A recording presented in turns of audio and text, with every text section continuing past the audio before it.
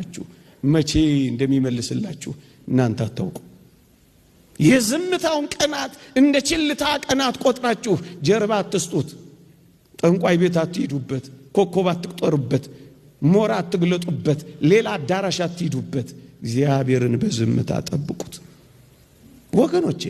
ሳይሞት ማዳን ለአንዳንዶች ይቻላቸዋል። ታሞ ማዳን ለናስቀላጴስም ይቻላል።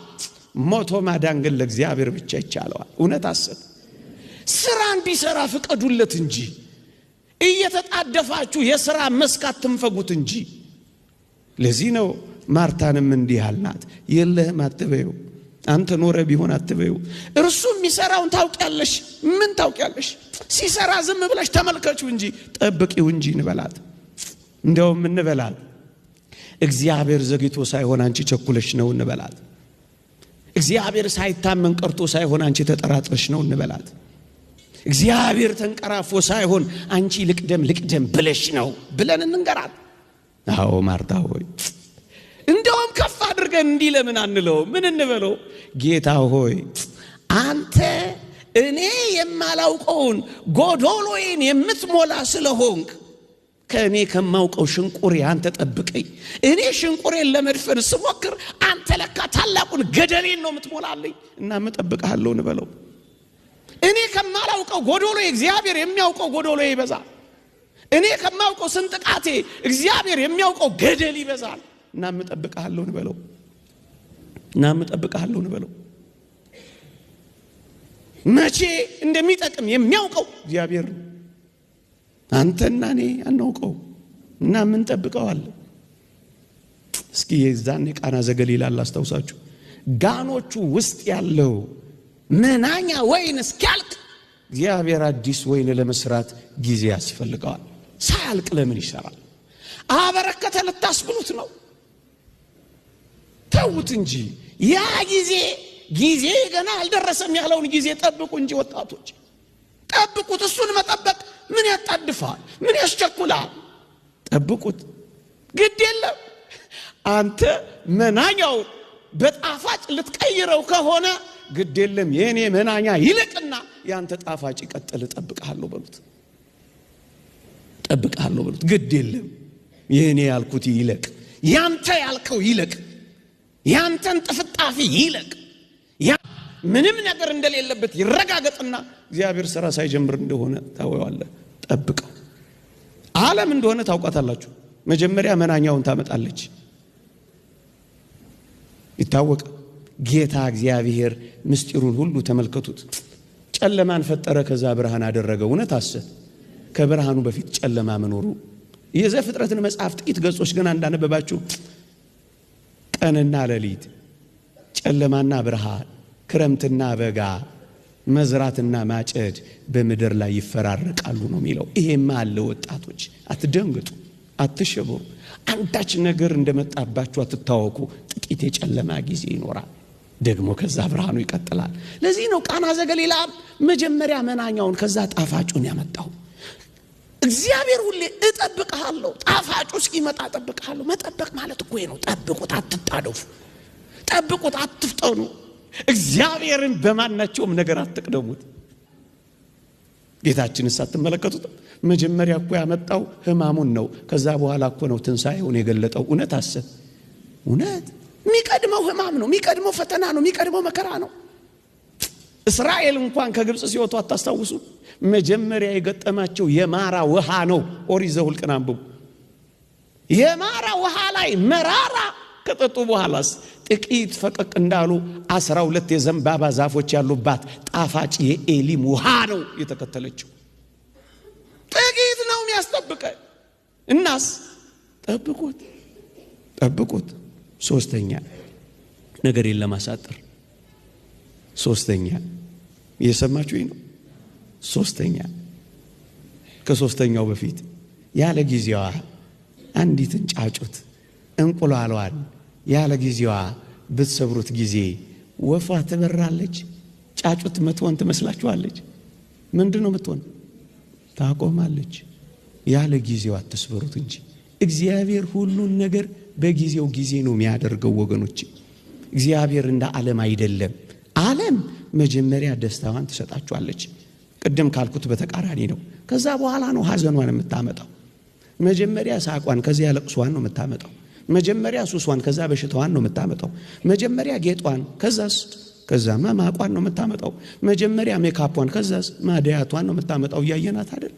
ዓለም እንደዚህ ናት። እግዚአብሔር ግን እንደዚህ አይደለም። እናስ እንጠብቀሃለን፣ ጠብቀሃለሁ።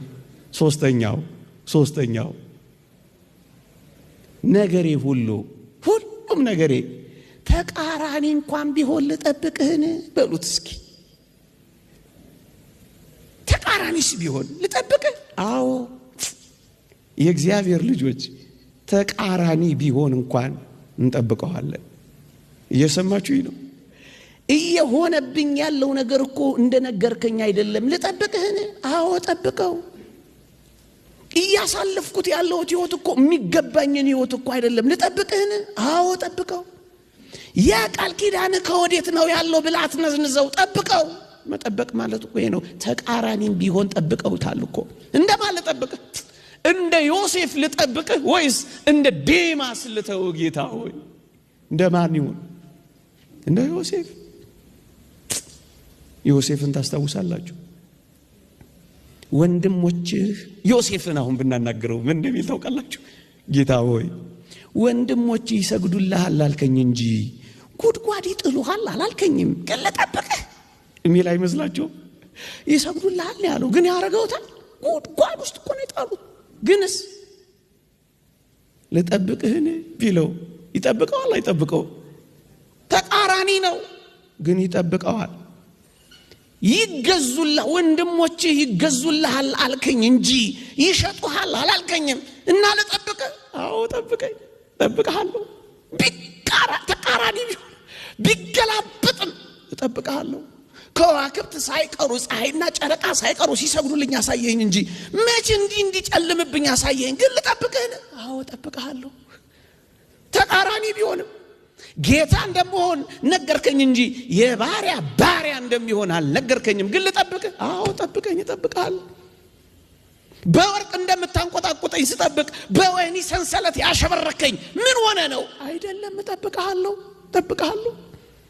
ባህር እንደምታጎናጽፈኝ እየጠበቁ የምወደውን የአባቴን ልብስና ስጦታ እርቃኔን አድርገው ሲያስቀሩኝና ደም ነክረው ለአባቴ ሲወስዱለት ለትዝታ እንኳን ልብሴን ይዤ እንዳልሄድ እርቃኔን ሲያረጉኝ ልጠብቅህ? አዎ ጠብቀው።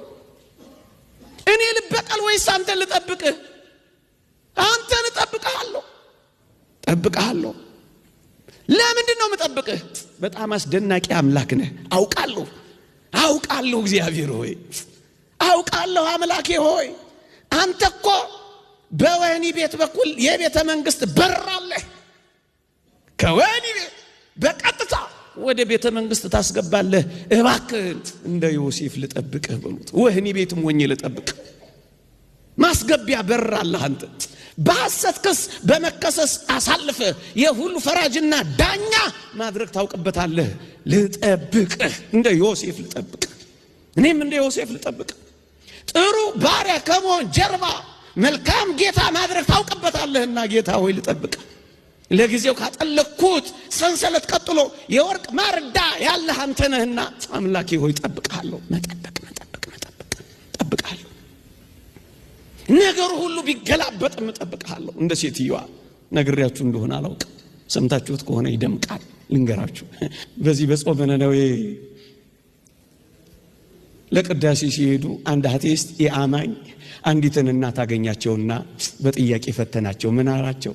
እናቴ አቤት፣ አሁን ይህንን ጾመ ነነዌ ቢባል ታሪክ አምነው ነው አላቸው። ምኑን ልጄ? ይሄ ሰሞኑን የምትተርኩት የቱን? አሳ አንበሪው ዮናስን ዋጠው፣ ከዛስ አሳ አንበሪው ዮናስን ተፈው የሚለውን አምነው ነው አላቸው። ልጄ አንተ የኔ ደነቀ? አዎ እኔ ግን ነገሩ ቢገላበጥም ተቃራኒ ቢሆንም አምላኬን አምነዋለሁ። እንዴት? አንተ የገረመ አሳ አንበሪው ዮናስን ዋጠው አይደል? አዎ እኔ ግን ዮናስ አሳ አንበሪውን ያጠው፣ ከዛስ ዮናስ አሳ አንበሪውን ተፋው ቢባል ነገሩ ቢገላበጥ እንኳን ማንን አምነዋለሁ? እንደዚህ እናምነዋለን። ቢገላበጥ እንኳን እናምነዋለን። ማመን ማለት እኮ እንደዚህ ነው ወገኖቼ። እግዚአብሔር በተቃራኒው ነገር ሕይወት እንደሚሰጥ አታምኑ? ማን አለ? እየሞተ ሕይወት የሰጠ ከአምላካችን በቀር ማን አለ? እየቆሰለ የፈወሰ ከአምላካችን በቀር ማን አለ? ጭቃ የቀባ አይን ያበራ ከአምላካችን በቀር ማን አለ? ጭርት በሚያስይዘው ምራቅ አይን ያበራ በተቃራኒው የሚሰራ ከሆነ ዝም ብላ ጠብቀው። ጠብቀው ጠብቀው ጠብቀው ጠብቀሃለሁ